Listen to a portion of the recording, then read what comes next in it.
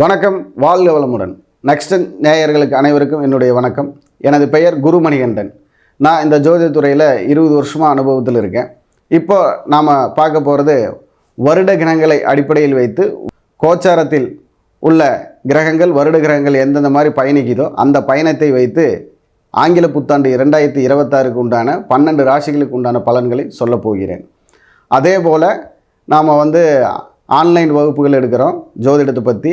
அதே மாதிரி திருமண புள்ளி திருமண லக்னம்னு சொல்லி, தொழில் புள்ளி தொழில் லக்னம்னு சொல்லிட்டு ஒரு நல்ல விஷயத்தை எப்போ கல்யாணம் நடக்கும், எப்போ தொழில் அமையும் அப்படிங்கிறத புள்ளி விவரமாக சொல்லக்கூடிய நேரடி வகுப்பு எடுக்கிறோம். அது ஜனவரி 26, 27 அந்த வகுப்பு. அதே மாதிரி மாதம் ஒவ்வொரு தேதியில் எடுத்துக்கிட்டே இருக்கப்படும். இப்போ நம்ம 12 ராசிக்கும் இந்த கோச்சார கிரகங்கள் இருக்கக்கூடிய அடிப்படை, அதாவது குரு பகவான், சனி பகவான், ராகு கேது பகவான்கள் வைத்து எப்படி நாம் கோச்சார பலன் ஒவ்வொரு ராசிக்கு சொல்கிறோம், அதை பொது பலனா அப்படிங்கிறது இப்போ ராசிக்குள்ளே வாங்க போய் பார்ப்போம். கடகம் ராசி நேயர்களுக்கு 2026 ஆங்கில புத்தாண்டு எப்படி இருக்குன்னு பார்த்தீங்கன்னா, அதாவது பொதுவாகவே உங்களுக்கு பரபரப்பும் படபடப்பும் அப்படிங்கிற மாதிரி இருக்கும். ஒரே பரபரப்பாக இருப்பீங்க, அந்த பரபரப்பில் படபடப்பு இருக்கும், பாதிப்பு வரும். அப்போது எதையும் நிதானமாக சூதானமாக கடந்து செல்லக்கூடிய வருடம். அதில் முதல் 6 மாதங்கள்னு சொல்லக்கூடியது பார்த்தீங்கன்னா, எல்லா விஷயத்துலையுமே அதிகப்படியான நாட்டம் அதிகப்படியான ஏக்கம், அதிகப்படியான செயல், இதையெல்லாம் நம்ம இறக்கி நம்ம எஃபோர்ட், அதாவது நம்மளுடைய முயற்சியெல்லாம் அதில் போட்டு நம்ம கொஞ்சம் மயங்கி சங்கடப்பட வேண்டிய சூழ்நிலை வரும். அப்போ அந்த நேரத்தில் நம்ம நிதானமாக சூதானமாக இருந்துட்டோம் அப்படின்னம்னா எதுலேயுமே நமக்கு வீண் விரயங்களை தவிர்க்கலாம், வீண் மனசங்கடத்தை தவிர்க்கலாம். அப்போ அந்த வீண் விரயமும் மனசங்கடமும் நமக்கு இல்லாமல் பார்த்துக்கக்கூடியது முதல் 6 மாதங்கள் இருக்குது. அப்போது உங்களுக்கு பார்த்திங்கன்னா உறவுகள்னு சொல்லக்கூடிய அமைப்பில் இருக்கக்கூடிய எல்லாமே ஒத்துழைப்பு தர மாதிரியே இருக்கும், உங்கள் கூட நிற்கிற மாதிரியே இருக்கும். ஆனால் ஏதாவது ஒரு ஏமாற்றத்தினால அவங்ககிட்ட மனசங்கடங்கள் வரும். அப்போ அவங்ககிட்ட வாக்குவாதங்கள்னே நம்ம பண்ணக்கூடாது. அதே மாதிரி வாக்கு கொடுக்கவும் கூடாது, வாக்குவாதம் பண்ணக்கூடாது, வாக்கு கொடுக்கவும் கூடாது. ஏன்னா இந்த பரபரப்பு பாதிப்பு அப்படிங்கிற மாதிரி உங்களுடைய செயல்பாட்டில் ஒவ்வொரு விஷயங்களும் ஒவ்வொரு அடியும் எடுத்து வைக்கிறப்போ நிதானமாக எடுத்து வச்சா உங்களுக்கு எல்லா வெற்றியும் குணநலனும் இருக்கும். ஏன்னா நம்ம பொது பலனாக தான் சொல்லிட்டு போகிறோம். அதாவது உங்களுடைய தசா புத்தி பலனெல்லாம் உங்களுக்கு நல்லா இருந்ததுன்னா உங்களுடைய நிலைமை சீரும் சிறப்புமாக இருக்கக்கூடிய வாய்ப்பு இன்னும் நல்லா இருக்கும்.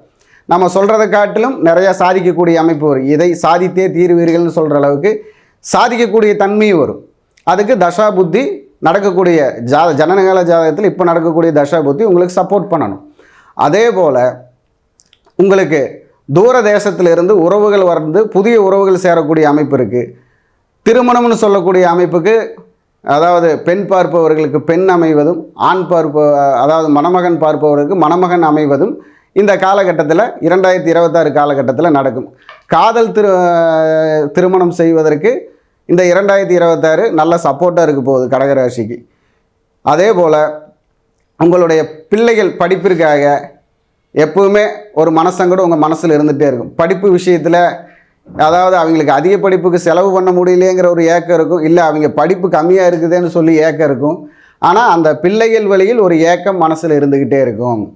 அப்போது அதே மாதிரி உறவுகளால் ஏதாவது ஒரு பாதிப்பு வரும். அதனால் உறவுகள்கிட்ட ஜாக்கிரதையாக இருக்கணும். அதாவது உற்ற உறவுகள்னு சொல்லக்கூடிய மாமன், மைத்துனன், அதே மாதிரி பங்காளி வீடு, இவங்ககிட்ட எல்லாம் பணம் சம்மந்தப்பட்ட விஷயத்தில் நம்ம ஜாக்கிரதையாக இருந்துக்கணும். வண்டி வாகனங்கள் பழுதடையக்கூடிய சூழ்நிலையை, அதுக்கு பழுது பார்க்கக்கூடிய சூழ்நிலைகள் எல்லாம் நிறைய வரும். அதுலேயும் நம்ம ஜாக்கிரதையாக இருந்துக்கணும். வண்டி வாகனங்கள் பழுதடைவது, பழுது பார்ப்பது, இதில் ஜாக்கிரதையாக இருக்கணும். ரொம்ப அதிக செலவு வைக்கிற மாதிரி இருந்ததுன்னா புதிய வண்டி எடுப்பது சிறந்தது.